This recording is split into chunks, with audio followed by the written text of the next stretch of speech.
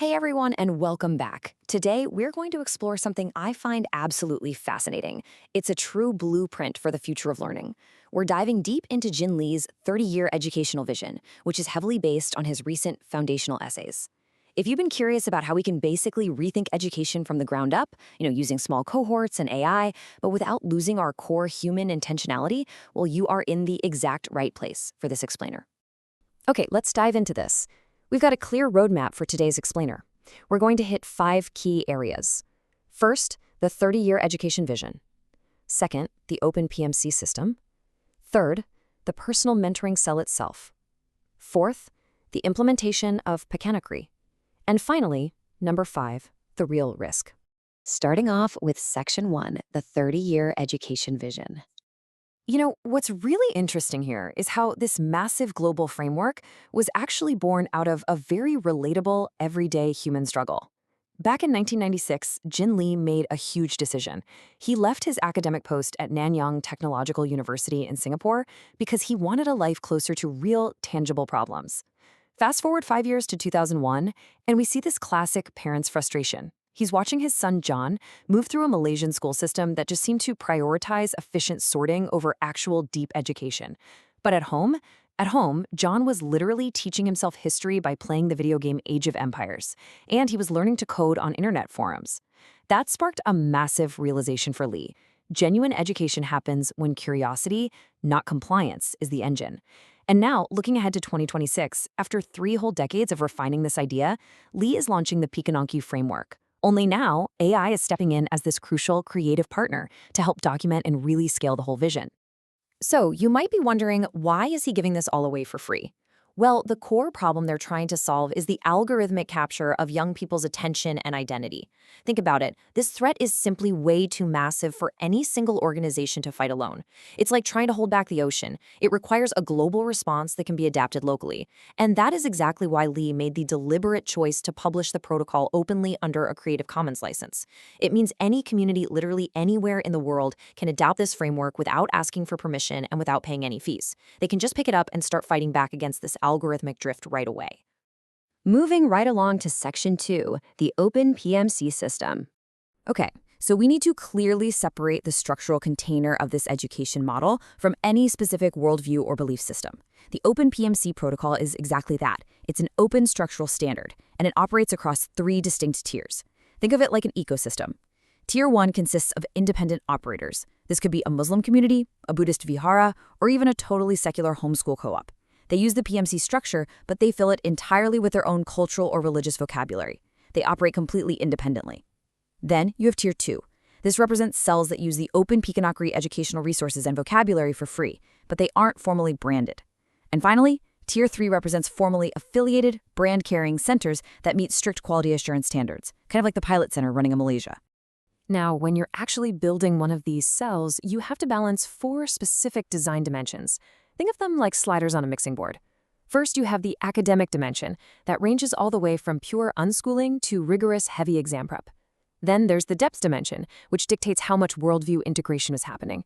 The framework dimension is this open slot where a community inserts its specific vocabulary for moving a student from drift to intention. And finally, the quest dimension, which dictates the frequency of deep projects. But here is the absolutely crucial takeaway. Time is your ultimate practical constraint.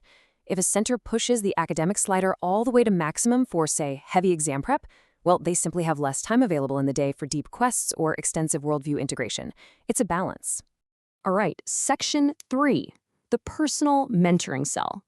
Let's zoom in a bit. By definition, a personal mentoring cell, or PMC, is a small learning unit that operates through defined project cycles, which they call quests. Yes, it's heavily supported by AI tools, but it absolutely relies on strict human elements. We're talking intentionality phases before any learning actually happens, and a heavy focus on whole life success, rather than just chasing academic grades. But you know what the most critical piece of this entire puzzle is? Data sovereignty. The protocol strictly demands that the cell owns its own canonical records. The AI, it's just an interface. More importantly, the student's private reflections are structurally walled off. The AI analytical layer is never, ever allowed to access a student's private inner thoughts. And the heartbeat of this whole model comes down to one simple range, 4 to 12. A personal mentoring cell is intentionally intimate. It pairs 4 to 12 young people with exactly one mentor. And it doesn't matter if this is happening in a weekend homeschool meetup or some microschool of 50 kids, the math always stays the same. 4 to 12 students per mentor. That level of intimacy, it's completely non-negotiable. Which brings us to Section 4, the implementation of Peconaqri. So we've talked a lot about the Open Protocol container, right? Now let's look at one highly specific way to actually fill it. Pedagogy. Pedagogy uses a really fascinating pedagogical vocabulary that's borrowed straight from video games. It contrasts the NPC state with the PC state. Now, NPC stands for non-player character. And in this context, it is not an insult, it's a mirror. It describes the default human condition of unconscious drift. It's about being shaped by algorithms, by social pressures, and by inherited scripts without even realizing it's happening. The whole goal of the cell is to transition the student out of that, into the PC state, the player character. This is a person who is living consciously and intentionally. In this vocabulary, a student who is actively making that transition to the PC state is called a hero in training. I love that. It's someone literally picking up the controller of their own life to play consciously. But notice what's notably absent here. Pedagogy makes absolutely no claims about ultimate theology or religion. It doesn't tell a student what happens after they die or whether there's a grand designer behind the universe. It simply asks them to notice their own drift and live intentionally. This brilliantly allows the student to retain and actually deeply explore their own family's faith and traditions without any conflict. And finally, we arrive at Section 5, the real risk. This right here is the emotional and philosophical core of the entire explainer. Because this model, it comes with some profound stakes. Jen Lee is incredibly transparent about this. Before a family ever puts their child into one of these cells, they need to honestly answer a tough question. Because look, when you train a child to actively examine their inherited beliefs with genuine intention, they are going to hold those beliefs differently afterwards. Some might deepen their faith for sure. Some might modify it. And yeah, some might change paths entirely. By giving a student the tools to question their drift, you are ultimately giving up the absolute guarantee that they will blindly follow your script. But here is exactly why that risk is worth taking. Jean Lee notes, passive inheritance is fragile. Think about it. If a child only holds their beliefs because they were passively handed down to them, those beliefs are incredibly vulnerable. They'll likely collapse the second that kid leaves home and encounters the relentless pressure of a new culture or an addictive algorithmic seed. Conscious inheritance, on the other hand, where a student actually wrestles with their beliefs, tests them, and chooses them with open eyes, that creates a far, far more resilient identity. And we have to be super clear about the intended outcome here. As the source material says, true awakening produces humility, not superiority. The goal is absolutely not to create arrogant teenagers who just roll their eyes and dismiss their parents as brainwashed NPCs. No way. A genuinely awakened student realizes how easily they themselves can be manipulated.